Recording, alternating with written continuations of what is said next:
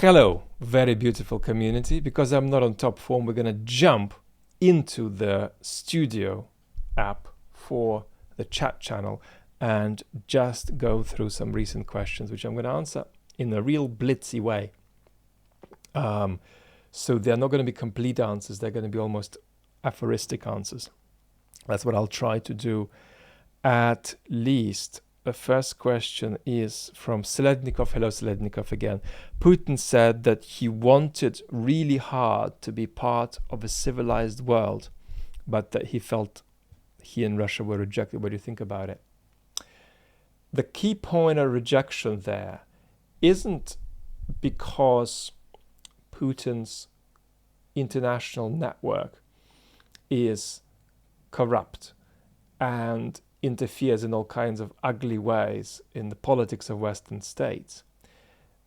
All of that unloveliness and all of that corruption and all of that moneyed stuff would have been tolerable if it didn't get compounded by a political civilizational vision, which now was no longer about just saying, hey, we're going to be doing all kinds of interesting machinations and we're a very corrupt state, deal with us.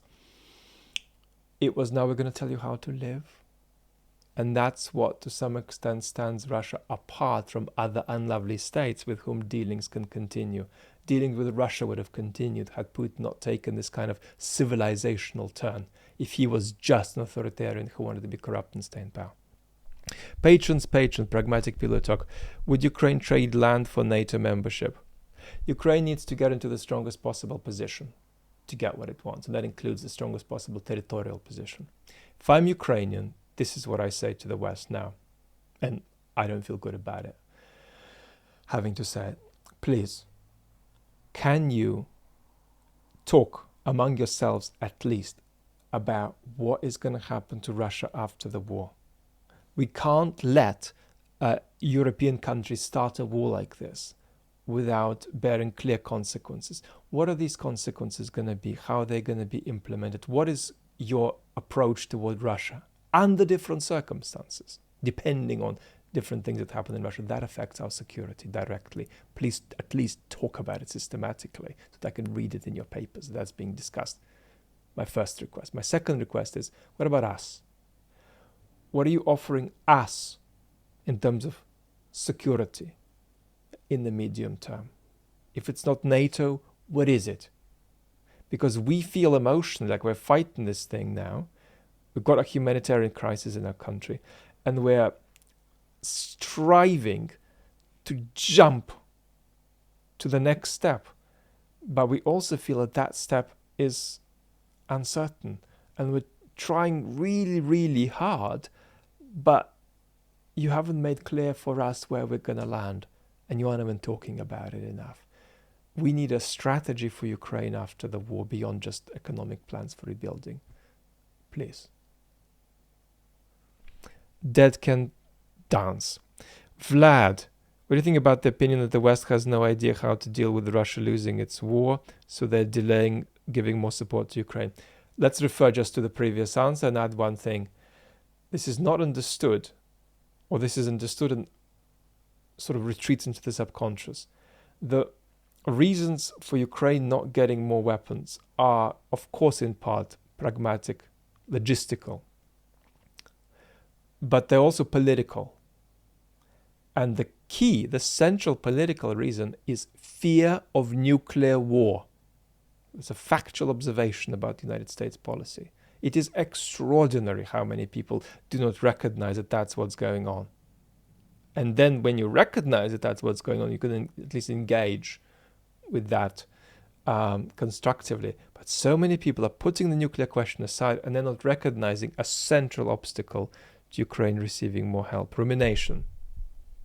Hello, Rumination.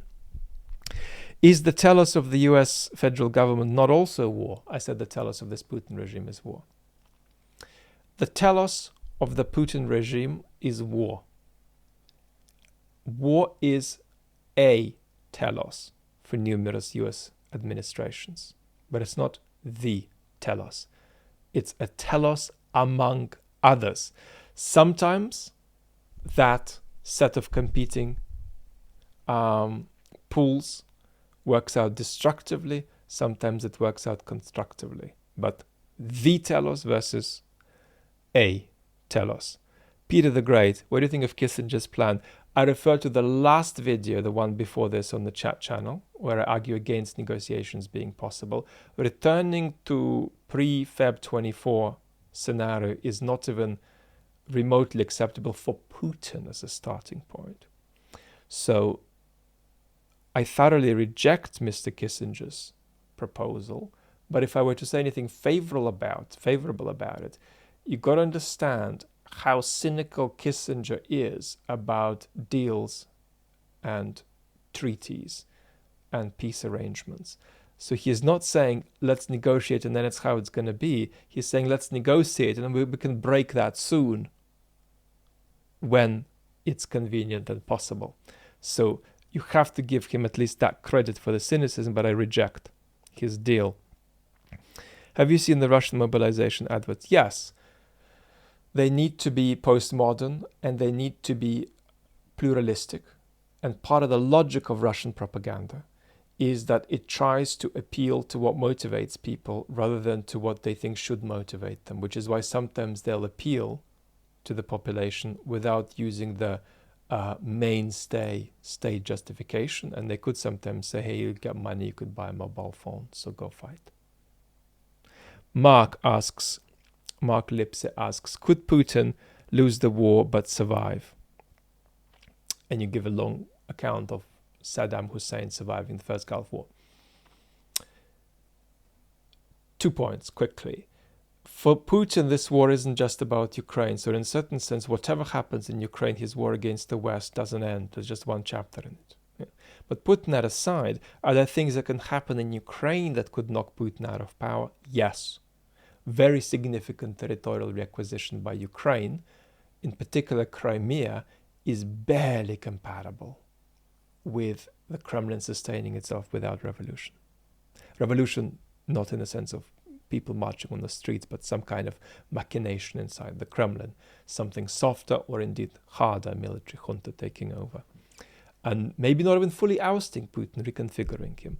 DSAK55 isn't the quasi-mystical stuff the influence of Dugin. No, Putin is not influenced by Dugin at all. Watch the videos mentioning Dugin and Ilyin on this channel, and Kraut, my response to Kraut on this channel too, is helpful in this light. Enrique LaRoche asks, if Russia has a choice to lose or use nukes, what would it do? If Russia is losing that badly, it may well be that there's no possibility for the Kremlin to use nukes. I appreciate in other words, that command might not be executable inside a Kremlin that is badly losing the war. I appreciate your thoughts, Bob. Seago asks, is there anything we can do as a UK person to provide better outcomes? Yes, support the idea in any little way you can that your state, your government, can be part of a constructive strategy for a post-war future that involves thought about what we do with Russia and thought about what we do with Ukraine. Vlad, Renata asks, Renata, you're joking. Please tell me you're joking. Are members of the USSR Politburo still in charge and controlling things behind the scenes and operating puppets? Thank you. Renata, please. Let's answer non-seriously, because we're going to struggle to find any of these folks alive. The 1980s Politburo was way more politically responsible in this Putin regime. The level of corruption was less, and in their limited, out-of-touch way, hopeless way, these guys still felt some basic responsibilities of office.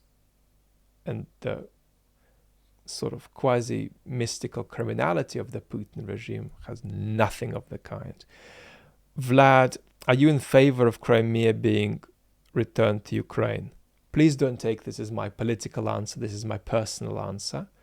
the political answer cannot be derived from moral considerations. It needs to come out of the circumstances of the war. You can just about, I think, argue that you can answer that question, but it gets you into that zone where you're asking questions like, are you in favor of Russia's breakup, for instance? Well, you can't be in favor or against that. It's not like you're choosing ice creams. It's something that needs to be happening, and you need to respond to it. Personal answer, yeah, I would love Ukraine to have Crimea, and then, health allowing, because I like wine, I would like to go to the Massandria winery in Crimea and get an old bottle, and no, I wouldn't go if Crimea is Russian. So lots of love and talk soon.